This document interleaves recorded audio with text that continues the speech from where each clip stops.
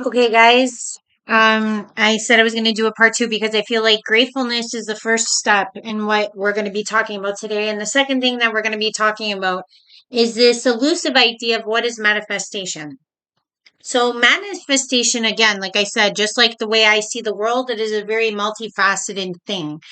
But for those of you that are not of the understanding or understanding, overstanding that uh, manifestation is something that we do every day, we're doing it in our everyday world or matrix or whatever way you want to put it. But if you're somebody who's more like, how do I make it happen in terms of like tangible items? And you're like, what tips, tricks can I figure out that help? And I would say that in my journey, this is why I had to talk about gratefulness in the first video. Reason being is because once you connect with your all, your inner I am with God, your higher, and you feel like you're on, in a sense, you're on, like you've come to a level of high frequency. You can go in the lows, but you tend to high vibe most of the time.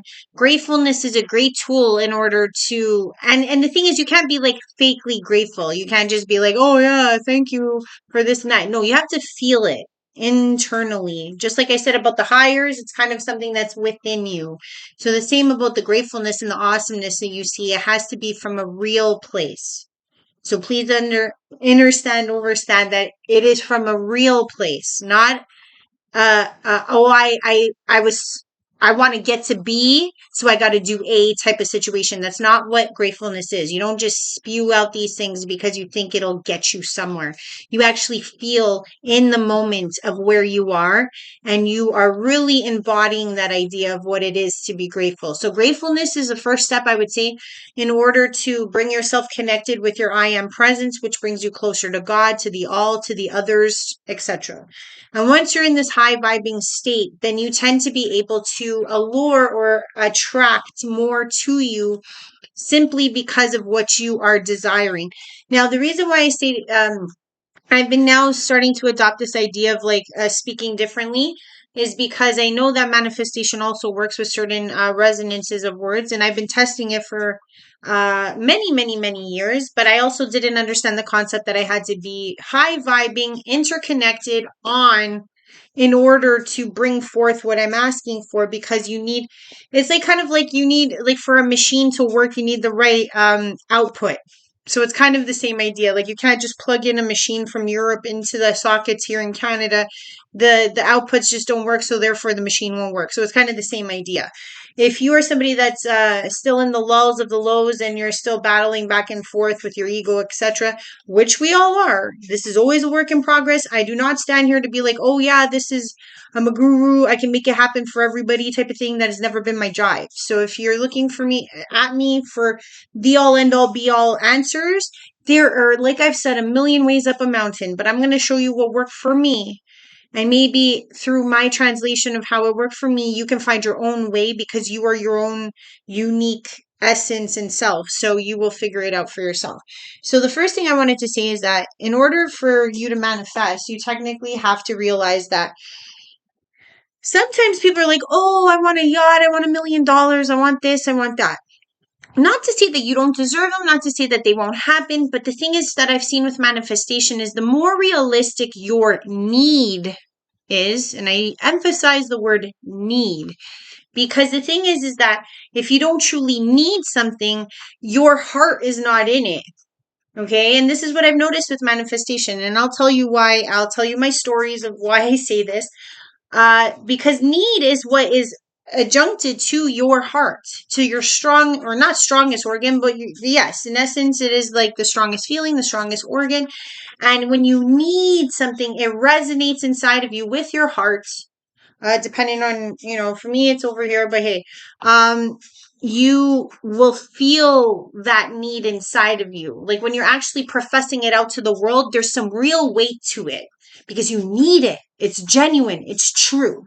So that makes manifestation way more superfluous if you can actually have the need and the real emotion behind it to manifest it.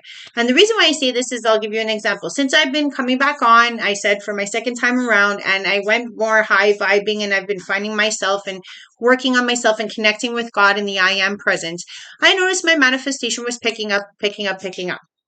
So the first thing I manifested is I needed, or I wanted, but I truly needed a what do you call it, a sled for my son. So I told myself, I was like, okay, I gotta come up with the money and figure out how I'm gonna get a sled from Canadian Tire. But lo and behold, about a week later, I would say 2 weeks later, someone ended up throwing out a perfectly good kid sled, the wood ones, exactly like I had envisioned in my mind, pulling my son on as I professed my need. So those two components are very important. You have to really need it, and you have to envision yourself in the use of it.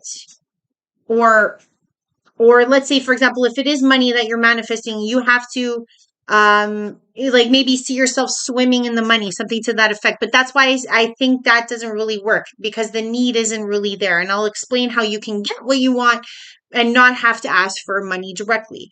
So that was the first thing I needed.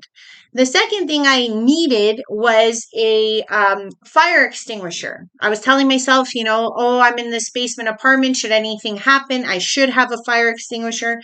I looked up the price, and I even envisioned a fire happening in here and me having a fire extinguisher to put it out. So it was a simple envisionment that I had just by realizing that once I had access to this item, I would use it for its worth, its purpose and its worth. And that ended up, like I said, with the sled, it was the same thing. With the fire extinguisher, it was the same thing. I envisioned me using it, and there was a genuine, honest need for it. So lo and behold, 2 weeks later, I'm walking, not even 2 weeks, I'd say within a week, I was walking my dog in a blizzardy winter, Toronto winter, and on top of a baseball, like we have a baseball diamond in the park. It was sitting perfectly on top of the snow, fresh snow. There was no one around, and there was my fire extinguisher that I really, really needed. So I just picked it up, saw that the pin was in. I knocked it a couple times, and it was real. If you guys want to see, I can pull it out, but I'm not going to do this. It'll just slow down the point of the story. And then, about, I would say 3 weeks ago, I saw two gentlemen playing tennis, and they were playing tennis while drinking, and they were a little half in the bag. I'm walking my dog, I'm throwing the ball, and I had a memory of a time that an old friend of mine and I used to play tennis in the same manner. We used to play shot for shot. Whoever would lose would have to take the shot. And obviously, if you're a bad player, you ended up very, very hammered by the end of this tennis match. But I saw these two men, and I said to myself right there and then, I go, oh, I need a racket, because I want to have a chance at that type of, like, at playing tennis again. Right. And I had that envisionment of me and my old friend Chris playing late at night. And I just envisioned myself playing tennis. So again, I had the need for it, and I had the envisionment of this item being used once again. So again, I would say days later, not even, I was walking my dog late at night, his last walk of the night. And as I was passing this little kid zone of the park, there was a beautiful Prince tennis racket, even in the color pink for women, waiting for me there, because it was just left there for hours on end, and it was there. So I'm not saying that this is exactly how it works. But the reason why I'm saying that, when you try to manifest something, let's say, for example, like millions of dollars, sure, if you come from a lifestyle where, money is that easily liquid and it's probable and it's very tangible, you might have a very good connection for the need for it, because you know what it's like to have it, or you know what it's like to feel like it's attainable. So you may be able to do that. But for those of us that may not, I'm not saying that we live in a life of lack, but for those of us that are trying to figure this out, navigate it, and test it and see where we can go with it, the main starters I would say is the word and understanding that the need has to be like inside and out. Just like gratefulness, it has to be inside and out. It can't be like, oh, I need this, and you just say it and there's nothing behind it. There's no weight. There has to be weight behind the need. It has to be a true need. And then on top of it, you have to also envision yourself using said item, and that should help it along. And why money is not good is because instead of you asking for $1 million, actually ask for the things that $1 million will get you. Because those most likely are your needs. Like, let's say, for example, you're like, I need $1 million. But really, what you want or what you need in your life or what you feel you need in your life is a sailing boat because you love to fish. Let's just say, okay? Instead of thinking about the $1 million that's going to get you that, what you need to do is realize the need you have within your heart for that boat.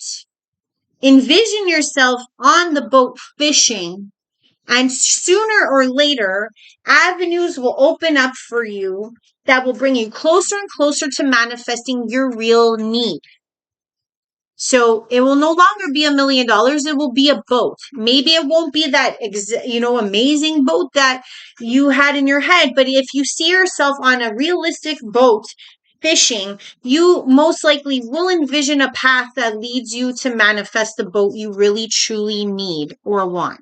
So I just wanted to talk about that too, about like, instead of asking for money, think about what it is you want the money for and break it down like that and manifest accordingly. So there's that. The last thing I will say, because this is another thing I see online a lot, is like everyone wants to manifest someone into their lives. Like I hear girls all the time, like, "Oh, I want a unicorn. Oh, I want to be with a superstar, like a basketball player, or the Johnny Depps and the Brad Pitts of the world." And again, manifestation will work for you, but that is not your true need. Okay? Like the reason why you're saying I want a unicorn is because what you're really trying to reach is a man who treats you with respect, a man who loves you dearly, a man that you can grow old with. So those are the three principles, let's just say, for example, of why you want a unicorn. Instead of focusing on the unicorn in its entirety, or the Johnny Depps or the Brad Pitts, figure out what it is about these people or these men or women. It could go vice versa. I'm just speaking as a woman, so I'm using these examples. But yeah, you could want, the supermodels, etc. You got to figure out like what it is that you're actually trying to achieve and what you really need. So like I said, it's those three things, those three principles, like somebody who cares, somebody who loves you internally, etc. And those are the real needs. That's where the real weight of emotion will go behind, is those needs. And once you can decipher what those needs are, you can put it out to the universe with envisionment of, like, let's say, for example, like you just picture yourself holding the hand of someone you love. You envision they could look a certain way, maybe have certain hair color, etc. But you envision yourself walking hand in hand, maybe with your children, and having a loving and endless emotional existence with that person. And it's a fictitious person at that moment, but really what you're saying to the universe is, I want these three things. I want a man that embodies, or a woman that embodies, these three things. Instead of saying, oh, I want Jada Pinkett Smith, or I want, Tay Diggs, or whatever the person could be in your mind. It's really something about them that you really admire, that you really want to manifest in your life. And then what will happen is a person that has those qualities should, be attracted to you, because that's what you're sending out. You're trying to manifest. You're putting a lot of stake behind the need of what you need for your soul internally, and it will guide you towards what you need versus what you're shooting in the dark for. And the thing about love and manifestation is that it's really tricky, because the thing is that God does give us freedom of choice and freedom of love. We can love whoever we want. We can be with whoever we want. So the thing is that, let's say, for example, Like in my situation, like I said in a couple videos back, I want to be with a guy who loves children, who will love my child. So the thing is that I'm trying to manifest a man who will have these characteristics. And the thing is that you can't like narrow it down to like one person. You have to open up the universe, and the universe will bring you the person that fits all that criteria. I need somebody who's spiritual like me. I need somebody who likes children. I need somebody who is strong, assertive, this, that, the other thing. And you have to focus on those things, those traits that you're looking for, woman or man. And the funny thing is that sometimes a man, like let's say, for example, a man in the universe out there could be manifesting a woman like me at the exact same time. So it's like you don't know how manifestation works, but it helps to break it down to what you and your soul really need. And I guarantee that that manifestation will be right around the corner. So, well, not right around the corner, like literally, but it'll come to you because you're passionately putting that emphasis on what you need. You're envisioning what you need versus thinking about the lack of what you don't have. And that goes back to gratefulness and gratitude, which is another foundational idea and source behind manifestation. Because the thing is that a lot of the time, us women or men, we get really sour and sore about situations. And instead of, we see these couples and we go, oh, they have that and they have, no, you got to change your mind, become grateful and say, you know what? That's exactly what I need. That's exactly what I need. Those two people walking down that way all happy and kissing and loving, I need that in my life. Instead of, putting a down spin on those particular people. Because all you're really saying to the universe is that you're not good enough for it. Like you don't deserve it. That's really what you're saying, because you're shitting on the idea of this beautiful union that you see in front of you. And instead of saying, you know what, that's the union I need, you're saying, oh, screw those people and their union. So it's like you're really got to realize is that you're actually pushing out ideas all the time to the universe, and you're going to absorb and get back from the universe what you put out. So realistically, change your mind into being grateful and realizing the things you truly need, like with real weight, real heart behind it. Envision what you want and it will come to you. So I just wanted to say that about manifestation, and have at it, have fun. And I still keep having fun too, because I'm trying to see what else I can manifest in my life. But that's all I wanted to say. Have a great day and great weekend. TGI Fridays here for all of those that are at work. Yeah, yeah. But yeah, just wanted to say that, and I love you all. Okay, bye.